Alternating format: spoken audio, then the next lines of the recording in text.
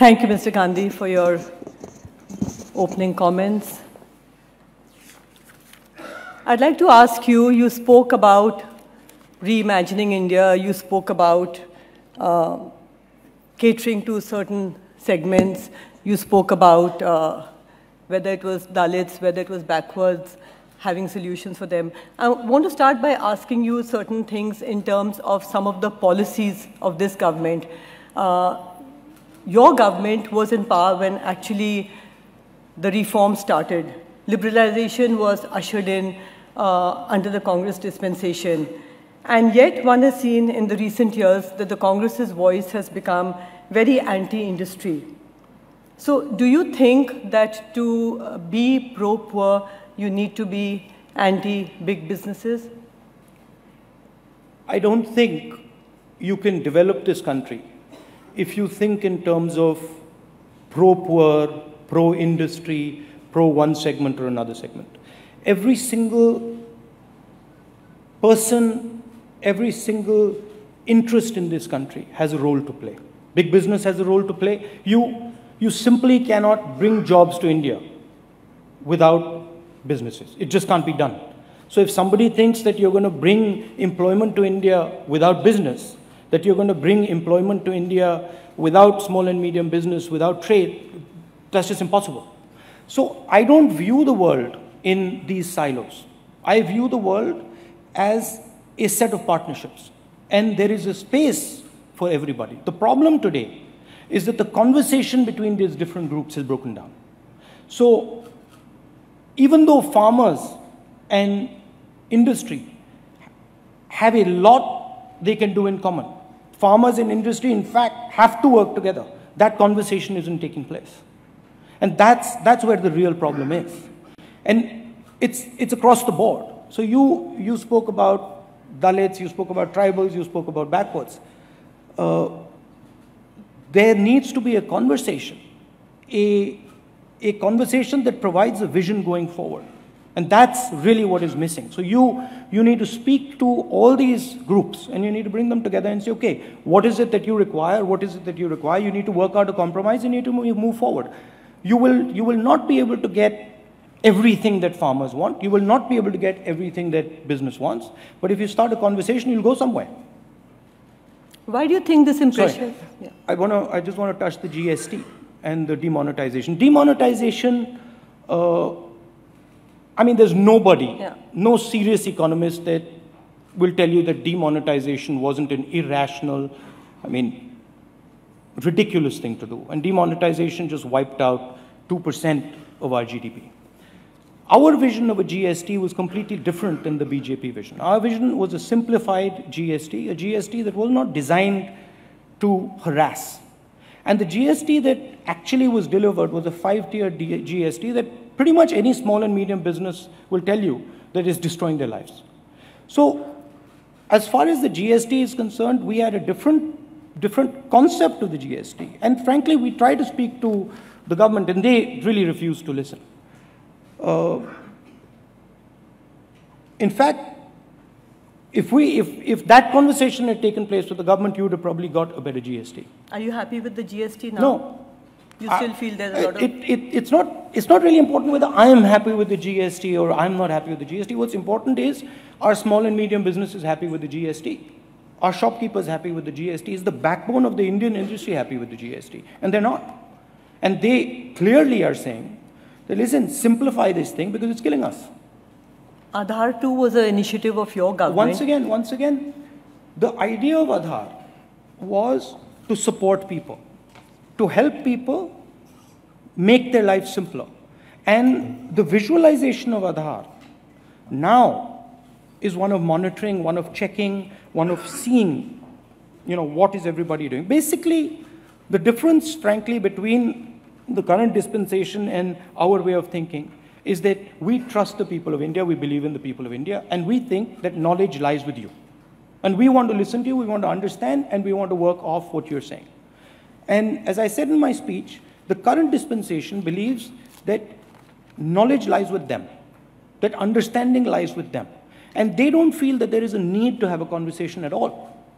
And the problem is that you can't run a country without a conversation. That's the only way you can run a country. But have you all tried to cooperate and have the conversations? Yeah, sure. As a constructive opposition? Yeah, many times I've sort of attempted conversations, and then it's just, we're snubbed. At what sort of platforms? I've said it a number of times. Once Mr. Arun Jaitley came to see me, and I started a conversation on Kashmir. And this was before the violence started up in Kashmir, and I said, we have a serious problem coming in Kashmir. And his answer was, no, we don't. Now, what do you say to that? So I said, okay. I asked him, how many Kashmiri people have you spoken to lately? Because it was pretty clear that a strategic space had been opened out for people who are against India in Kashmir. And it was pretty clear that the politics that was taking place, the alliance between the PDP and the BJP, was going to set Kashmir on fire.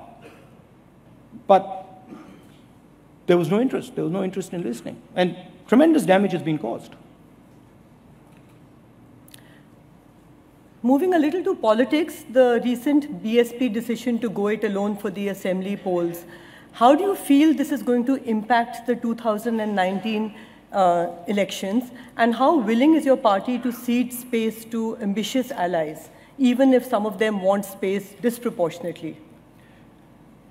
The alliance in the state and the alliance in the center are different, and I think Mayawati ji has sort of indicated that. We were pretty flexible in the state. In fact, I was more flexible than some of our state leaders. And we were in the midst of a conversation, but I guess they decided to go their own way. I don't see the BSP alliance impacting us much in Madhya Pradesh. I mean, it would have been a good thing to have, but I think we'll win the election in Madhya Pradesh and Chhattisgarh. I think in the national elections, the parties will come together, particularly in UP. So you're saying that it does not rule out an alliance for 2019? I mean, that's the indication we have. Okay. Yeah. And you feel quite optimistic about the elections in Rajasthan, Madhya Pradesh and Chhattisgarh? You mentioned Madhya Pradesh and Chhattisgarh. Rajasthan, Madhya Pradesh, Chhattisgarh, Telangana, we're pretty confident there. You're pretty confident of those. Yeah. The religious side of the Congress is becoming very visible, something that one didn't see earlier. A lot of analysts are calling it the soft Hindutva. Is this an endeavor for you to take on the BJP in their own terms, or where is this sudden religious side actually coming from? Is it a conscious effort? No. I mean, it's interesting. I've been going to temples, gurdwaras, mosques for the last 16 years. But it's never been publicized. It really became publicized in Gujarat. But I've been going, even in my last election campaigns, I would go to temples. But suddenly, it is becoming publicized. I guess this type of thing it irritates the BJP. They feel that, only they can go to temples. I don't know. Maybe they don't like it. They don't like it. Also, there's a difference between Hindutva and Hinduism. Yeah. Right? Hindutva is a political ideology. Hinduism is a philosophy. So, to say that this is soft Hindutva, no. This has nothing to do with Hindutva. However,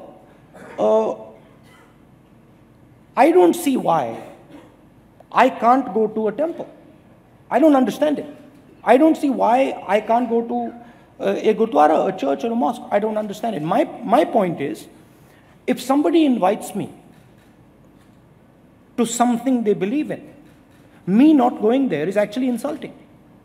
I as a political leader, if I'm invited somewhere, I need to reach out and I need to stand with those people. But for some reason it irritates the BJP. It actually infuriates them. because they have a sense of monopoly. They want to have a monopoly in everything they deal with. They want to have a monopoly on all the institutions. They want to have a monopoly on, who goes to temples. That's their nature. But that's not India's nature.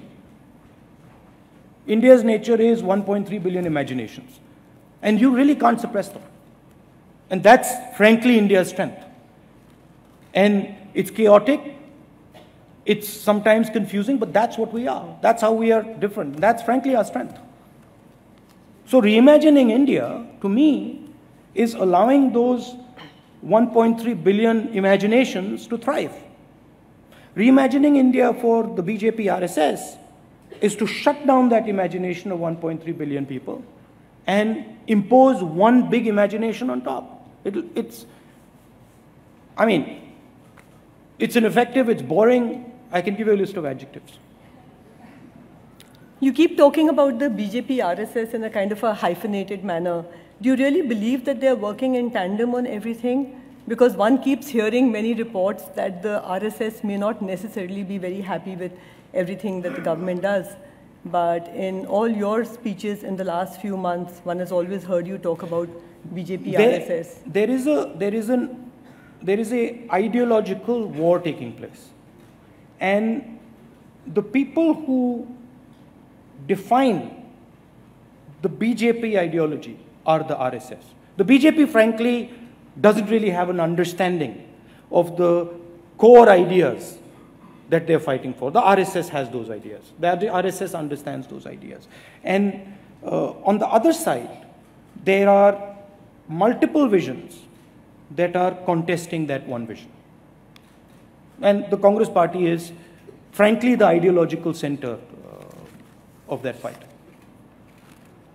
One of the senior leaders from the opposition who's fought the Congress party for 40 years, he was having a chat with me some months back, and he says, I fought the Congress party for 40 years.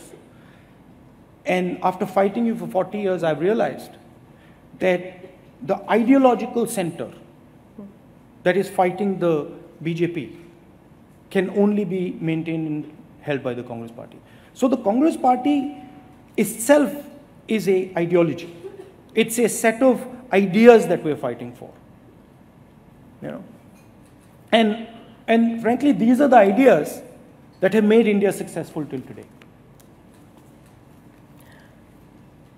You mentioned that this is the ideology, but the Congress actually does not have the cadre that the RSS has, and the Congress does not have the cadre that the BJP has. You undertook an exercise quite early in your presidentship, and even before that, to try and rebuild the cadres. How successful have you been? And where do you see the Congress now in terms of having its strength at the ground level? If the Congress were to build a cadre like the BJP, it would become the BJP. So the Congress party can have limited cadres, can have a set of people who are ideologically deeply ingrained, but the Congress party cannot and should never develop the type of cadre system that the RSS has. The aim of the cadre system of the RSS is to capture India's institutions. The aim of the RSS is to capture and infiltrate all Indian institutions. We don't want to do that. We want to leave all institutions alone. We just want to manage the conversation between the institutions. We have never viewed the Supreme Court as something we want to take over. We have never viewed the Election Commission as something we want to take over. That's just not our design. We can't even do it if we want. But the idea of the RSS cadre is to systematically capture one institution after the other and then penetrate that institution with one idea. We are perfectly happy with multiple ideas in this country. In fact, we believe that multiple ideas should exist.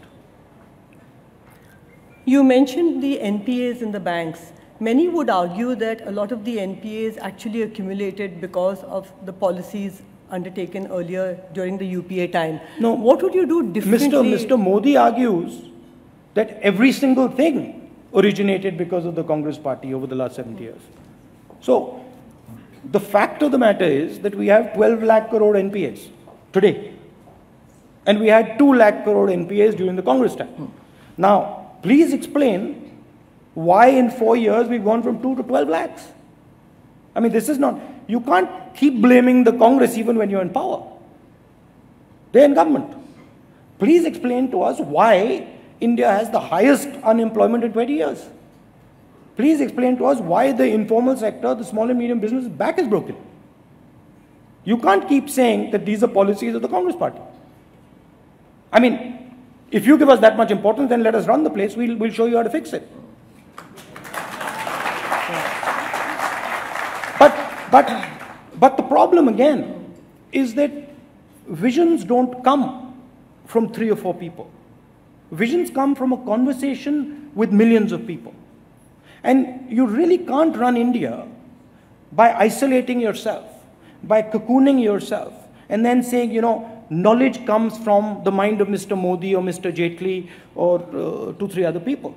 Knowledge in this country is everywhere. You go to a farmer, you talk to him about agriculture, he'll tell you. I come to you, I'm telling you from this stage that as far as your businesses are concerned, you know much more than me. That's my starting point.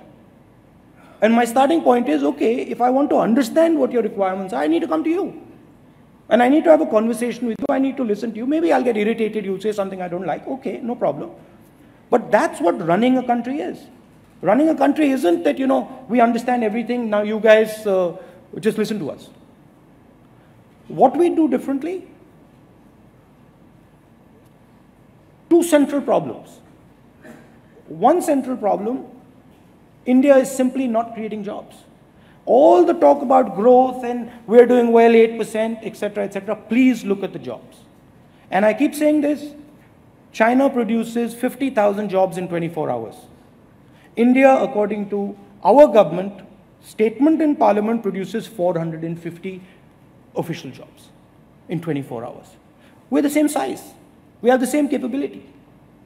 So, get to work on the jobs. How do you fix the job problem? You open up the banking sector to small and medium businesses. You transform small and medium businesses into big businesses. You support those businesses. And what is the government doing? The government's attacking them. You put technology into agriculture. You build a cold chain. You build food processing plants in agriculture. You link agriculture with the industrial system. Today, those 2 things are not linked. So these are the type of things that one should do. But what does one hear? One hears people being lynched, women being molested. So you've created so much anger in the system that it's unworkable. The conversation between all these different groups, that is India, is broken down. I know it because I speak to farmers, I speak to small and medium businesses. They literally are not talking to anybody.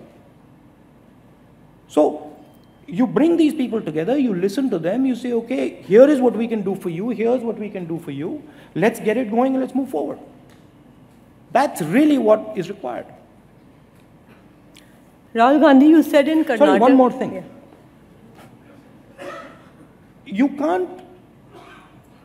can't disconnect foreign policy, internal politics, the mood of the nation, what's going on in the world from each other. Sure. These things are connected. Now, you have a foreign policy which is completely non-strategic.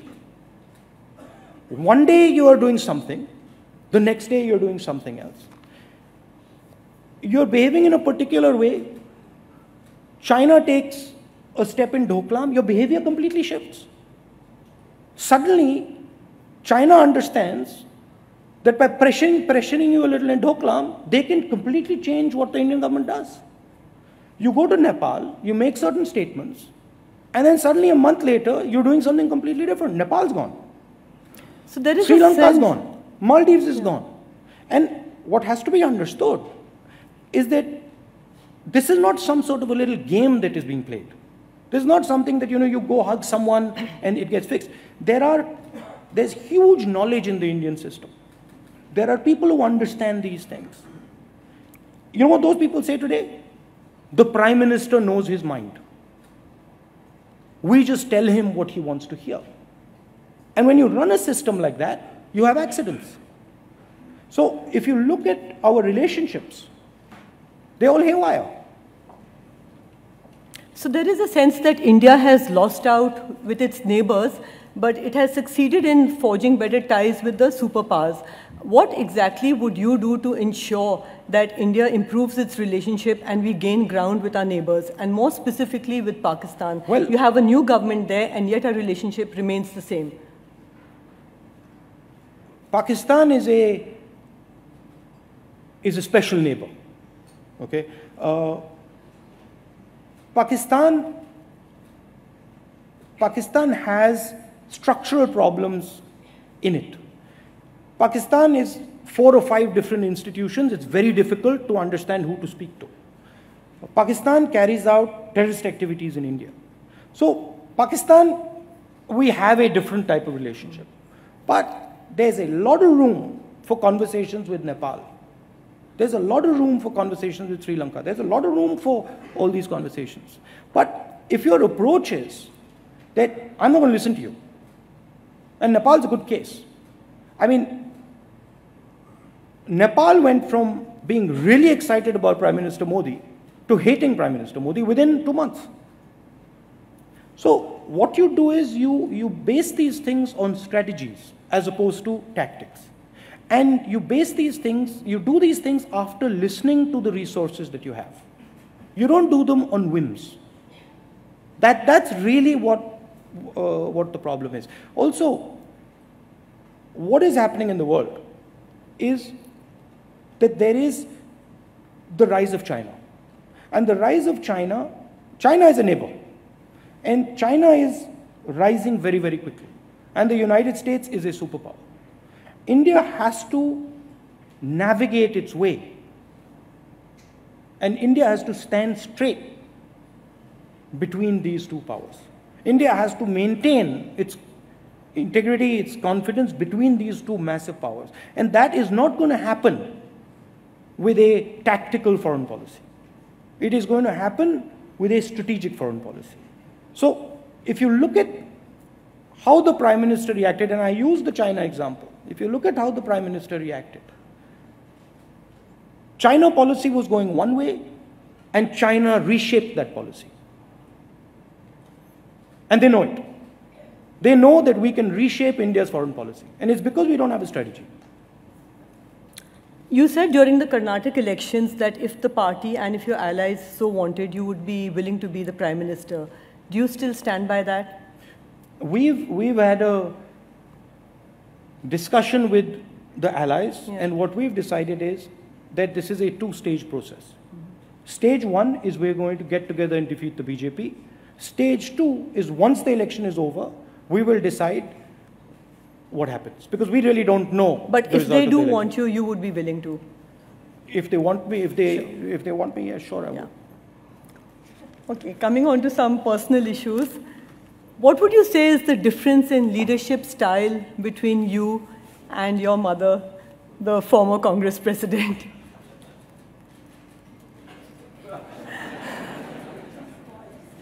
You know, I think I would say, of course, she's my mother, and I've learned a lot from her. She's taught me patience. I used to be much more impatient, and she's taught me how to be more patient. So that's something that she's very good at. Sometimes I tell her she's too patient.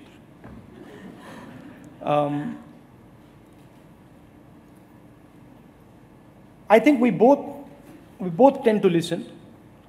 I used to listen much less. I listen much more now. I think that would be the similarities. And the differences? The differences, I'm thinking.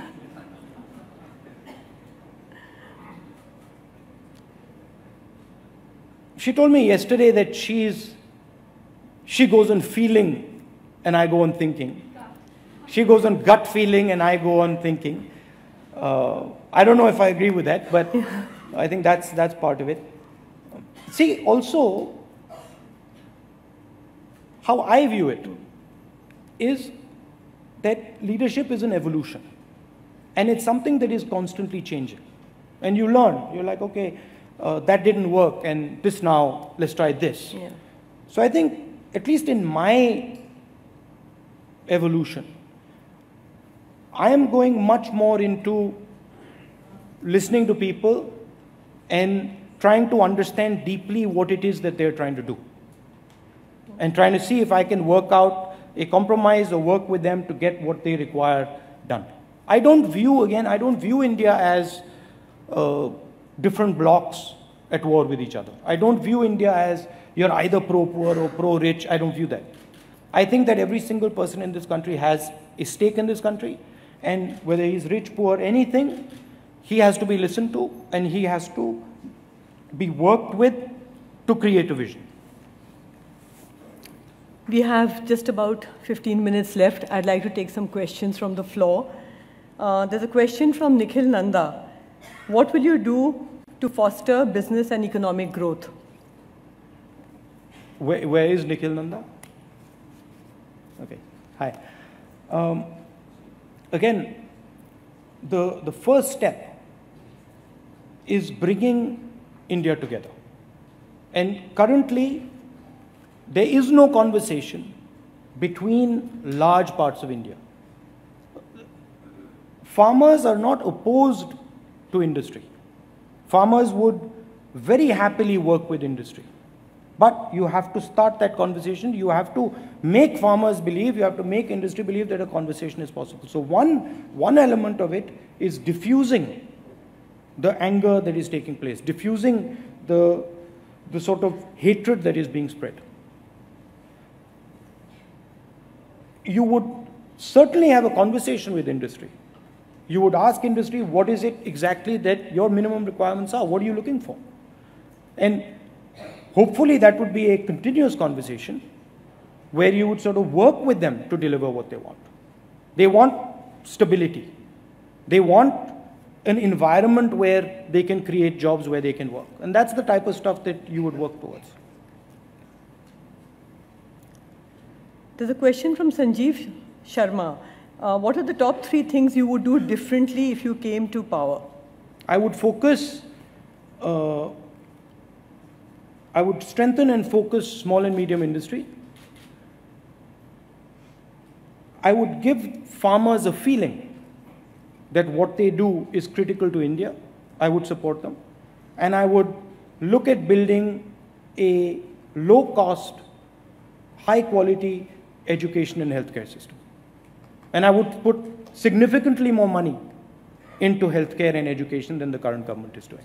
I'm not saying that you don't need a private healthcare system. I'm not saying you don't need a private education system, but the direction, the quality must be demonstrated by top quality government institutions. And if you look, frankly, if you look at AIIMS or you look at the IIT, these are government institutions. And so putting in serious money into these institutions and showing people that, look, this is what top quality looks like, and working together with the private sector. Today you're not building any institutions. Please tell me, Shobna, what's the last institution the government of India built? Tell me. No, which is it? There isn't one. So we've had 4.5 years. We've had the Planning Commission turned into the Niti Aayog. Okay? But India is about building institutions. Where is the new AIIMS? You've multiplied the IITs. Okay? But have you changed the nature of the IITs? Have you transformed how the IITs relate to the rest of the world? Have you given the IITs the autonomy to do that? Have you given them the trust to do that? No, you haven't. So to me, I mean, let's start with the IITs. To me, an IIT is a global institution. It needs to be unlocked. It needs to be turned into a knowledge center, not a silo. And you can do that with multiple institutions. So that's something that you simply can't do if your intent is to capture institutions. You know, I was speaking to teachers the other day. 5,000-6,000 teachers came, and one of the teachers said, listen, I've been in the education sector, I'm a teacher, and now you have placed a vice chancellor on top of me who I don't respect, whose only skill is that he comes from the RSS. You've destroyed my institution. So, thinking strategically in a couple of areas. If you look at when India has been successful, you look at the white revolution, you look at the green revolution, you look at liberalization, you look at the telecom revolution. These are strategic moves. These are not tactical moves. And you're business people, you understand. These are moves that are designed to shape the environment. And this government is not doing any of them. There are huge, huge plays possible. There is a massive play possible in healthcare. There is a massive play possible in airline transportation. There is a massive play possible in job creation. But the thinking is all tactical. So that's how I would think about it. I would choose 2 areas or 3 areas, and I would try and do to those areas what was done in the 80s with telecom. And I would use everybody to say, okay, let us focus on this thing and let us transform healthcare. What do we need to do? You're a stakeholder, you're a stakeholder, you're a stakeholder, you're a stakeholder. Tell us what to do and let's hit this ball out of the park. And I would not just make it my idea. I would make it our idea, and I would work together to deliver it. So those are the type of things I would be thinking about. I frankly think it's unbelievably exciting. I think that India is sitting, in healthcare, India is sitting on a gold mine. Literally on a gold mine. We are the Saudi Arabia of healthcare. If Saudi Arabia is oil, we are healthcare. We have the data, we have the processes, everything.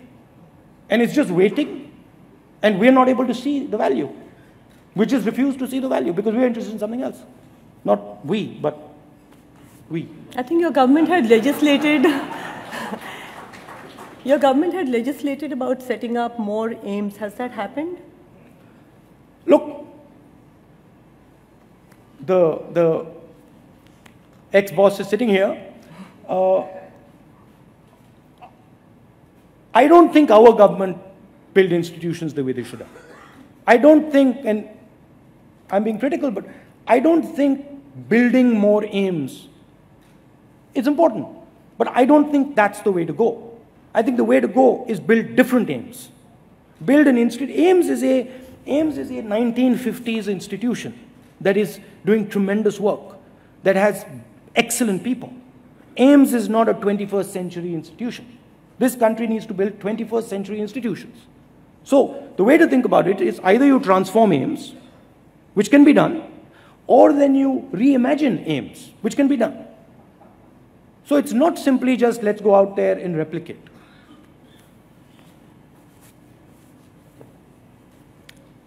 There's another question. It is the nature of strong governments to subvert institutions. How will you be different? It's the nature of strong organizations to subvert institutions. Not governments. The Congress is a decentralized institution.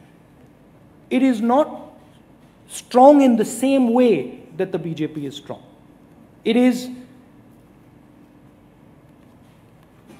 very wide, but it is organized differently. So the Congress, frankly, even if the Congress wants to capture institutions, it can't do it. I mean, we basically don't have the design when we don't want the design. We believe that institutions belong to India. We don't believe that they belong to us. We don't believe that they belong to our party. We believe that they belong to this country. They believe that institutions should belong to them and be controlled by them. I mean, look, the RSS runs 70,000 schools. Actually, no, they run 130,000 schools. Right? Where does the money come from? 130,000 schools, where does the money come from? Where do you think? No, 130,000 schools preaching a particular ideology. Where's the money coming from? It's coming from the governments they run. It's coming from the government of Madhya Pradesh. It's coming from the government of Rajasthan. It's coming from the government of Chhattisgarh. And what's happening is money is being taken from the public sector education system and being piped into their own private institution. We don't do that. But have the number of schools increased? Oh yeah, of course they're increasing.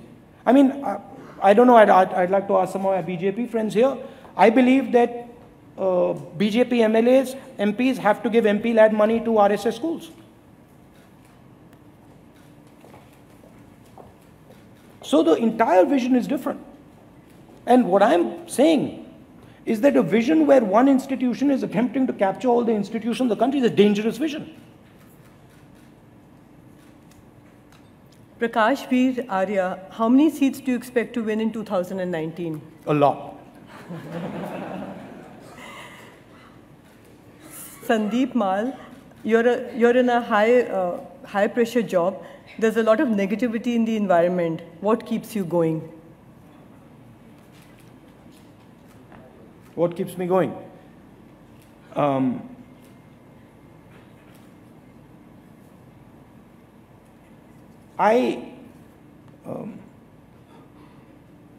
mean, one can say I've developed a thick skin. That's part of it. But I have a philosophy or a thinking that everybody has their perspective on the world. And I respect that and I accept that. So if somebody says something or somebody is critical, I can understand where he's coming from. So I don't get very agitated when I'm attacked or criticized. I mean, I don't, frankly, in fact, this criticism and stuff doesn't really disturb me like it used to. Because I understand that the criticism is actually coming from a different perspective. And my response is I want to listen. So why are you saying what you're saying? That's interesting. You're looking at it from there, I'm looking at it from here, and I want to start a conversation. That's sort of the idea of the hug. Raj Nandini, how will you improve India's Human Development Index? Today, India ranks 136 out of 180 countries. I think the one area where the UPA has a phenomenal record is pulling people out of poverty. I think the largest, I don't remember the exact number, but largest number of people were pulled out of poverty in the UPA time. And they were done because we had strategic programs that protected people. Narega, Right to Information, Tribal Bill. And there is a very important space for those programs. Some of those programs are misunderstood by industry. Narega was called a handout. But in fact, Narega was an injection of capital into the Indian village. Narega was designed to fire the rural economy, and Narega fired the rural economy. And Narega actually resulted in a tremendous amount of economic growth. So thinking about programs that support people, that protect people, and pull people out of the sort of poverty line. Again, Narega without liberalization, Narega without economic liberalization is a complete waste of time. They're connected. You can't do one without the other. So thinking about what is the compromise? What do we do for the human index? And what do we do for the engine that is going to pull those people out of poverty? Poor people are not going to pull poor people out of poverty. Poor people are going to be pulled out of poverty by business. So it's the link, and where I'm often sort of misrepresented is that I view the world as, oh, we have to help only poor people. No, I don't. I view the world as a conversation where big business has a role, small and medium business has a role, pharma has a role, but they got to be brought together to work. And certain compromises have to be made on all sides. So that's my vision for this thing. And to me, the central quality or the central skill is going to people, listening to them, talking to them, understanding where they're coming from, and not getting agitated if somebody is saying something you don't like. I mean, frankly, I'm sitting here, you're asking me questions, you've asked me relatively easy questions, but I'm perfectly happy to have, take sledgehammers, and I've done it. Why is the Prime Minister of India incapable of doing this? Why is the Prime Minister of India incapable of sitting here and saying, okay, throw whatever you have at me? Because his view is that I understand, I know, and they don't. My view is that, look, maybe I'm not able to see something from your perspective. Explain me your perspective. And maybe I won't like it, okay, no problem. I get irritated and then we'll talk again. So it's a completely different view. And what India frankly needs, I mean desperately needs, is that listening, that healing, that understanding. And it's all segments of India. It's not just one. It's not business or agriculture or... I'll speak to farmers and their thing to me is, sunte hi nahi hai. Hum keh ke thak gaye, sunte hi nahi hai. Now the guy is suffering. Okay, listen to him and say, I can't do anything. Listen to him, give him a hug and say, boss, I can't do anything. And the Indian farmer will say, thank you. Sun li. This listening is a very powerful thing in our system. It's a deeply philosophical thing. You go and you are heard, half the problem's gone. We are totally out of time. One last question from me. They say the place at the top is very lonely. Do you have someone special in your life? Do I have someone special in my life? This we want a candid answer. I have a lot of special people in my life. I have my mother, I have my sister, I have my friends.